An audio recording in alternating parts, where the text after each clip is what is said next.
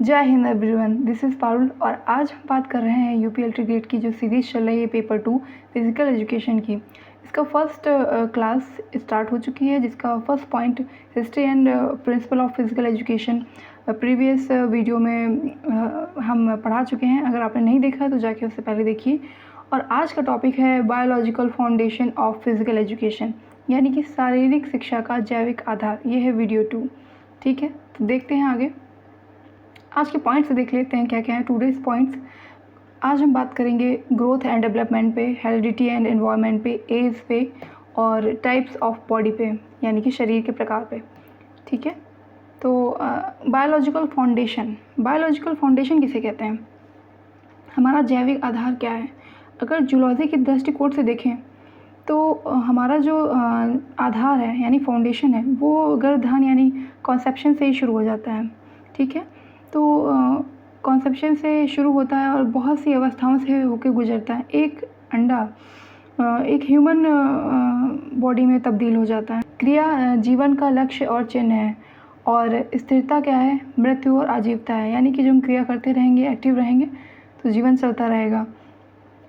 कहते हैं कि प्राणी और मनुष्य जितनी तेज़ क्रिया करने की क्षमता होती है उतना ही उनका शीघ्र वृद्धि और विकास होता है। प्लस उनको अच्छा वातावरण और पौष्टिक आहार मिले तो वो अच्छे से ग्रो और डेवलपमेंट कर सकते हैं। मनुष्य एक मल्टी सेलुलर सेल है, एक जटिल बहुकोशिकीय जीव है। ठीक है, जिसमें हमेशा क्रिया विद्यमान रहती है, यानी कि मतलब क्रिया के बिना कुछ भी नहीं है। साइंटिस्ट का कहना है कि अगर लेमार्क को जानते होंगे, लेमार्कवाद की थ्योरी जानते होंगे, तो उन्होंने कहा था जिस अंग का अगर हम प्रयोग ना करें वो विलुप्त हो जाता है। तो ऐसे ही आज का जो मशीनरी युग है, हम खुद से काम नहीं करते हैं और मशीन से ज़्यादा काम करवाते हैं। जैसे कि अगर हमें कपड़े धुलने हैं तो हम खुद से ना चाह के ना करके मशीन में डाल देते हैं और मशीन से हमारा काम आसान हो जाता है। तो वो दिन दूर नहीं है जब वर्ल्ड में सिर्फ मस्तिष्क रूपी मनुष्य ही पाया जाएगा और शारीरिक अस्तित्व जो है समाप्त हो जाएगा। ऐसा हम नहीं कह रहे हैं, बुक में लिखा हुआ है। तो क्या आप इस बात को मानते हैं सही या गलत? प्लीज़ कमेंट में बताएं कि आप क्या सोचते हैं इस बारे में। ह्यूमन जो है जिस वक्त चलना दौड़ना क्रियाएं करना बंद कर देगा, शक्ति उसकी समाप्त हो जाएगी, सजीव से निर्जीव हो जाएगा। तो आइए बायोलॉजिकल फाउंडेशन को समझते हैं। स्क्रीन पे दिख रहा होगा आपको कि कैसे हमारा फाउंडेशन या आधार बनता है। जो मेल और फीमेल, यानी मेल यानी पुरुष का स्पर्म और फीमेल यानी स्त्री का ओवम, ये दोनों मिलके जाइगोट बनाते हैं, जहाँ से हमारा एक अंडा जो है पूरा ह्यूमन फॉर्म में तब्दील हो जाता है। यानी कि क्रिया के बिना मानव का विकास और वृद्धि संभव नहीं है। ठीक है, तो ये आगे बढ़ते हैं। आज का पॉइंट जो हमारा पहला पॉइंट है ग्रोथ एंड डेवलपमेंट, यानी वृद्धि और विकास। तो हम ग्रोथ के बारे में समझते हैं कि ग्रोथ या वृद्धि किसे कहते हैं। शारीरिक शिक्षा में वृद्धि से आशय है बढ़ना या फैलना, जिससे प्राणी के शरीर और अंगों का आकार, भार, लंबाई या ऊंचाई में वृद्धि होती है। यानी कि वृद्धि उसे कहते हैं जिसमें हमारा जो बॉडी शेप है एक निश्चित आयु तक बढ़ता है और फैलता है। ठीक है, यह जीवन पर्यंत चलने वाली प्रक्रिया नहीं है, बल्कि यह एक निश्चित समयावधि के बाद रुक जाती है। गर्भावस्था में भ्रूण बनने के पश्चात जन्म होते समय तक जो उसमें परिवर्तन होते हैं उसे हम वृद्धि कहते हैं। इसके अतिरिक्त जन्म के बाद जो प्रौढ़ावस्था आती है, यानी कि हमारी जो एज है 20 to 25 ईयर्स, तब तक हमारी जो है वृद्धि यानी ग्रोथ होती रहती है। अगर हम साइंटिस्ट फ्रैंक के अकॉर्डिंग समझें तो उन्होंने डेफिनेशन दी है कि फ्रैंक ने वृद्धि को कोशिकीय वृद्धि के रूप में प्रयुक्त करते हुए रखा है। कहा है कि शरीर एवं व्यवहार के किसी पहलू में होने वाले परिवर्तन वृद्धि कहलाते हैं। और दूसरे साइंटिस्ट हैं जो हरलॉक हैं, उन्होंने कहा है कि वृद्धि को मात्रात्मक परिवर्तन माना गया है, यानी कि एक मात्रा में एक स्टेज तक हमारा जो वृद्धि होगी, ग्रोथ होगा, वो होती है। ठीक है, आगे बढ़ते हैं। डेवलपमेंट यानी विकास किसे कहते हैं? विकास बहुमुखी प्रक्रिया है। यहाँ पर विकास का अर्थ मानवीय या व्यक्तिगत नहीं, यानी पर्सनल और ह्यूमन से नहीं है, अपितु ये उन सभी शारीरिक, मानसिक और संवेगात्मक विकास से है जो गर्भावस्था के बाद से मृत्यु पर्यंत चलता है। यानी कि जब हम पैदा हो जाते हैं पैदा होते हैं और पैदा हो जाते हैं, उसके बाद मरने तक हमारा मेंटल डेवलपमेंट, सोशल डेवलपमेंट, ये सारे डेवलपमेंट चलते रहते हैं। ठीक है, तो अब इसी की डिफिनेशन को मुनरो के अनुसार समझें तो विकास का परिवर्तन वह अवस्था है जिसमें प्राणी गर्भावस्था से परिपक्वता की ओर गुजरता है। ठीक है, इसी को इंग्लिश में उन्होंने डिफाइन किया है कि the series of the change which an organism undergoes in passing from embryonic stage to maturity. ठीक है, आगे बढ़ते हैं। अब यहाँ पे देख लेते हैं difference between growth and development. Growth और डेवलपमेंट में क्या अंतर है। वृद्धि दृश्य है, यानी कि वृद्धि दृश्य का मतलब क्या है यहाँ पे कि वो विजिबल है, हमें दिखाई देती है। जब हमारा बॉडी में कौन कौन सी वृद्धि हो रही है वो हमें दिखती है, लंबाई में, हाइट में, वेट में बढ़ते हैं तो दिखती है। ठीक है, विकास अदृश्य है, हमें दिखती नहीं है। ठीक है, विजिबल नहीं है। सेकेंड पॉइंट है वृद्धि को आकृति, परिमाण और शरीर के रूप में प्रत्यक्ष नापा जा सकता है। यानी कि हम अपनी जो वृद्धि है उसको नापते हैं कि जब हम 2 साल के थे तो कितने लंबे थे, जब हम 5 साल के हुए तो कितने लंबे थे, यानी इसको माप सकते हैं। और विकास को प्रत्यक्ष नहीं मापा जा सकता है। उदाहरण जैसे कि हम गति, बल, मानसिक योग्यता और शैक्षिक उपलब्धियों को मापा नहीं जा सकता है।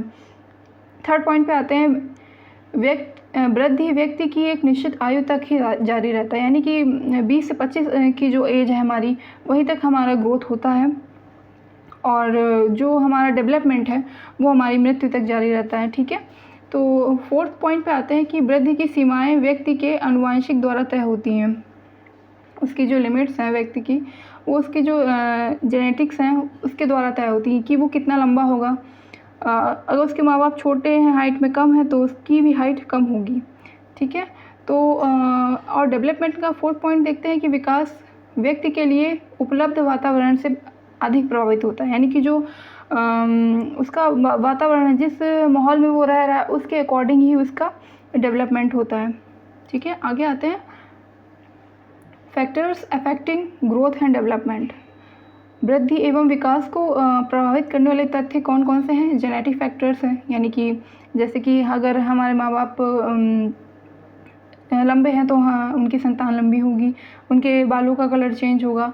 ठीक है, ये सारे जो जेनेटिक फैक्टर्स हैं वो आपको भी प्रभावित करेंगे। उनको कोई बीमारी है तो आपको भी वही बीमारी होगी, चांसेस हो सकते हैं। ठीक है, और इन्वायरमेंट, जिस इन्वायरमेंट में हम रहते हैं वो हमको कैसे इफ़ेक्ट कर रहा है, क्या हमारे ऊपर उसके असर पड़ते हैं, अच्छे और बुरे दोनों ही पड़ते हैं। ठीक है, न्यूट्रिशन फैक्टर्स क्या हैं, जो हम खाते हैं, न्यूट्रिशन हमारा हर जगह पे अलग अलग चीज़ें मिलती हैं, कौन कौन सा न्यूट्रिशन हम लेते हैं वो भी इफ़ेक्ट करता है हमारे ग्रोथ और डेवलपमेंट पे। Specific programs of physical education, school में या कॉलेज में या आप खुद से ऐसे प्रोग्राम करते हैं जो हमारी वृद्धि को ग्रोथ को डेवलप करता है। और जैसे कि हमारी हाइट है तो हम ज़्यादा अगर लटकें या ऐसी एक्सरसाइज करें तो उससे हम बढ़ सकती है एक निश्चित समय तक। ठीक है, तो ये हो गया। आगे बढ़ते हैं। एज यानी आयु को देखते हैं। जो 4 तरह की एजेस हैं यहाँ पे, और जिसमें पहली एज देख लेते हैं क्रॉनिकल एज, जिसको बोलते हैं हिंदी में कालक्रमिक आयु। जैसे कि हम अपनी DOB निकालते हैं कि हम कब पैदा हुए थे, तो उसको बोलते हैं क्रॉनिकल आयु। जैसे कि हम गांधी जी की एज, अगर क्रॉनिकल एज का पता लगाएं, अगर हम गांधी जी की डेट ऑफ बर्थ देख लें तो 2 अक्टूबर 1869 में उनका जन्म हुआ था और मृत्यु उनकी 30 जनवरी 1948 में हुई थी। ठीक है, तो ऐसे जो हमारी DOB है, जो उस DOB निकालते हैं, तो उससे यानी कि जो कब हम पैदा हुए थे, किस मंथ में हुए थे, किस डेट को हुए थे, उसको हम बोलते हैं कालक्रमिक आयु। ठीक है, एनाटॉमिकल एज क्या होती है, इसको हम कैसे निकालते हैं, या कैसे ज्ञात करते हैं? ऑसिफिकेशन ऑफ बोन्स होता है इसमें, दांतों की गिनती के द्वारा भी हम इसे निकाल सकते हैं। और जो हमारी स्कैपुला अस्थि होती है उसके आधार पे भी हम शारीरिक रचना की आयु निकाल सकते हैं। फिजियोलॉजिकल एज क्या होती है, दैहिक आयु क्या होती है, जो कि मतलब कैसे हम पहचानेंगे? तो जो प्यूबिक हेयर ऑफ बॉयज़ होता है, ऑपरेशन पीरियड होता है, और या फिर हम अपनी कैपेसिटी के अकॉर्डिंग भी अपनी दैहिक आयु निकाल सकते हैं। मेंटल एज क्या होती है? मेंटल एज में क्या होता है, आईक्यू लेवल देखते हैं, आईक्यू लेवल निकाल के हम अपनी मेंटल एज को निकालते हैं। मेंटल एज देख लेते हैं। मेंटल एज या मानसिक आयु का जो कॉन्सेप्ट है वो विलियम स्टर्न ने 1912 में दिया था। और इसका जो फार्मूला है, जो ये फार्मूला दिख रहा है, ये पूरा फार्मूला इन्होंने लुइस टर्मन ने दिया था 1916 में। जो ये फार्मूला है हिंदी में, बुद्धि लब्धि बराबर मानसिक आयु बटे कालक्रमिक आयु गुणे में 100, यानी कि इंग्लिश में देखें तो intelligence quotient mental age upon chronicle age into 100। अगर मान लीजिए किसी की इंटेलिजेंट यानी कि IQ 80 है, तो उसकी मेंटल एज हमें निकालनी है।